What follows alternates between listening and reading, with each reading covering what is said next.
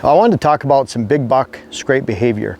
And this is an interesting one to do this right here because we have had the opportunity to watch bucks on dozens of mock scrapes and video and pictures. And what's really cool about that is it's not just about getting a picture right here. I like watching where they're coming from, where they're going to. For example, I have my tree stand right up here. This happens to be about a 22-yard shot, 23-yard shot to this location from that tree stand. And I shot Kermit, a buck I was after last year, right out here. So Kermit was right out here. He came out here, there, ended up shooting him. 2 days before, he was on this scrape and he came in here, and it's interesting. There's something I want to point out to you, and as it relates to how you should manage your mock scrapes and if you should use scent at all. Because I'm a firm believer that there's a very quick answer to that if you should be using some type of commercial scent. Kermit came through here, and in the video you can see the vine shaking a little bit. He had just rubbed his preorbital gland scent on. And what's important about that is bucks at scrapes and actually making a scrape right here, like this scrape is not open right here, down below. This scrape's not open. It hasn't been worked in any way, yet deer all summer long, bucks, does, fawns, come and hit this scrape. The vine is only about belly high, waist high, so they can hit this very easy, doesn't matter what size deer it is, and they want to leave their scent on this vine. And something cool with a buck is Kermit comes in here, he works this, he turns to walk this way, and he moves his head. And what he does is he moves his head. He knows exactly how wide his antlers are. And after they leave their scent on this, I look at it like they look at this as something sacred. They just marked it. They just left their scent. They don't want to destroy it. They're only aggressive with scrapes just at 3-4 weeks at the most out of the entire year, yet they'll use a scrape like this the entire year. You can see as he moves away, he turns his head to the side. His antler probably comes this close to the scrape. He moves by and goes on. He could have just walked right through it. He's got the power to do so, but instead he moves around it. He had just marked and left the scent. And when they come in here, they can smell other deer that have left their scent on this vine. That's the calling card of a mock scrape. That's why they come here. That's why they leave their scent. That's why a scrape is so different than a rub, for example. They're marking a rub, it's a sign, but this is something that's communicating to all deer. We have, if you look up, and maybe Dylan can include this footage, it's from a long time ago, I think 2016, but we have fawns dancing at a scrape and they're moving around. We had created that scrape about 4 to 5 days earlier. Several deer had already left their scent on there. Those fawns are less than 2 months old. Can you imagine what they're doing? You see the tail flickering on one of them. They're coming and smelling that and they're excited. They probably don't know how to process all those smells that are on that mock scrape. They're dancing around, they don't know how to process it. We have a good video of Kermit coming in here. He's going this way on this particular scrape. And as he goes by it, again, he moves his head and goes around that. Not because he doesn't want to hit his antlers on there or that he doesn't want to be aggressive. It's just that's not what they do the majority of the year. They don't be aggressive, but they want to leave their scent on this. We have a buck I called Eileen last year. He's working this during the summertime, but they leave their scent and they go by it. Why is that important to you? Because there's a reason that they don't want to hit this hard after they leave that scent on it. We see it over and over again. They don't just simply run through this like I would with a Kubota and some of our mock scrapes that hang over a 2-track. I just drive right below them, the mock scrape goes up.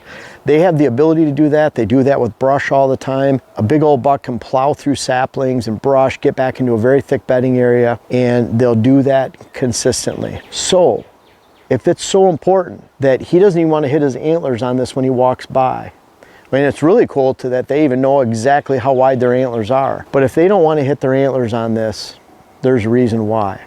I believe because we've seen it over and over again, they simply have left their scent, their marking on this, and they don't want to destroy that. It's almost sacred to them. They just left it, they get out of here. We see this time and time again, and as it relates to you, why would you spray any kind of scent on this, dust, gel, or some type of contraption, powder, so that it covers up that natural deer scent? We go by a bread bakery, we smell bread. Deer go by a bread bakery, they smell each ingredient. Their nose is a lot more powerful. And even think about beagles. I talk about this with clients all the time. That beagles, a rabbit will go from left to right in front of a wood line. Dog comes out of that wood line, hits that rabbit track, and immediately knows to turn right or left without snow, without rain, without a track, purely based on scent. They can tell which way that rabbit went. Noses our senses are not, they're okay, but they're not like creatures around the world that actually specialize in eyesight, scent, smell, taste, whatever it might be. And when it comes to a big old buck, he wants to leave his scent on here. He wants to be left alone. We see that time and time again, that he'll avoid hitting this scrape afterwards. And to me, that makes a lot of sense, no pun intended, that they want to leave their scent here and allow that to be a calling card for other deer in the area.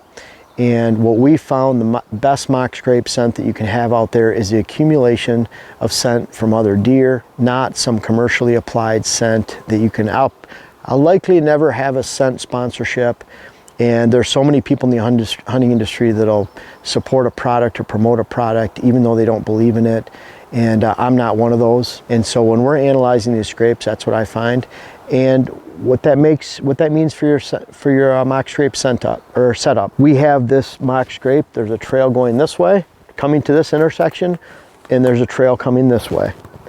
We hang this vine right at about waist level, belly high. And that's so every deer that comes by, whether it's a buck, doe, or fawn, can leave its scent and allow that scent to accumulate on this branch. In this case, we've attached this with only about 5-6 inches of rope to an overhanging limb.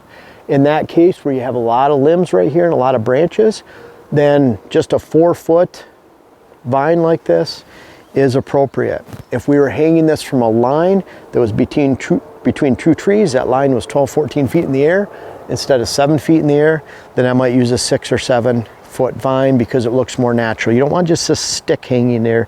Imagine a stick just hanging here on a rope. That's not very natural to deer, and at a high percentage they don't hit this then. It doesn't look natural. It's just a stick hanging suspended in air. I don't think it looks natural to them. So a vine right here, this happens to be a 1/2 inch to 3/4 of an inch. It's a little bit smaller in diameter than we normally use. It's now lasted, this is the 2nd year for this. We'll hope it make through the season.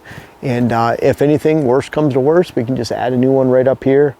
And I don't even mind touching this, being close to this, because I'm not putting this down here. But what we found is, I believe the scent is so overwhelming here compared to my fingerprint scent that we have many times where you put a scrape out and deer hit it within a day or 2 days and they hit it right away. So we want this accumulation right here. We've located it right over a trail. We've located it in shooting distance from a bow stand. You always want to do that with a mock scrape. People ask me, we talk about that over and over again in that advice, and someone will always ask several times on YouTube in a scrape video like this, where do you recommend mock scrapes? I recommend them within bow shot of every one of your stands. And then if you come over here, because see, this is so important. This is one of our most important scrapes, that we actually have an Exodus camera with an HD video, set on HD video, and then we have an Exodus render cell cam, because I can't wait to come back in here and look at these cards. We often are changing this card when we hunt the stand, and we don't hunt this very often. So I want to get up-to-date intel from the cell cam. I mean, purely, we want to see the big buck pictures. We want to see which ones are available. And you can bet when they come through here, they're leaving their scent right there. The best scent is their scent on that mock scrape vine. We're defining the movement, and never underestimate that buck's ability to actually use that mock scrape, know he's leaving his scent there, know he's leaving his calling card, and then when he walks away, he moves his head around that scrape, continues on. Because I believe to them, except for about 3 to 4 weeks out of the year, when they're actually making a scrape on the ground, they're just leaving their scent. It becomes a vital part, and a vital part of the patterns of their daily use. And if you can understand that, you can understand about making the best mock scrape out there for your property. And why even put mock scrapes out in the first place? Well, when that buck comes in, he's focusing right directly on that vine. He's not focusing on these cameras, and he's certainly not focusing on me and that tree stand right there. And at the same time, it allows us to get an inventory of every buck that moves through this area, because we put it directly over the trail to where he has to move his head to walk around it. Enjoy these big buck scrapeisms. It's pretty cool. I hope you set them up, because they're fun to watch, not only during the hunting season, but all year, 365. And you can enjoy these scrapes, put a camera on it, share them with your friends, other hunting party members in your family, and enjoy this process in a mock scrape all year long. I'm excited to tell you guys about my latest web class. It's how to plant food plots, how to design your food plot program, and it covers everything. And really, there's 30 videos, over 10 hours, 11 hours of footage, workbook, hats, all that stuff. On top of it, I urge you to check out the link. But I cover 5 main areas: critical food plot concepts, where to plant, how to create, what to plant, and finally how to plant. It takes you through that step by step so you can make your own decisions that apply to you and build a great high quality food plot program this year, whether you have decades of experience or no experience at all.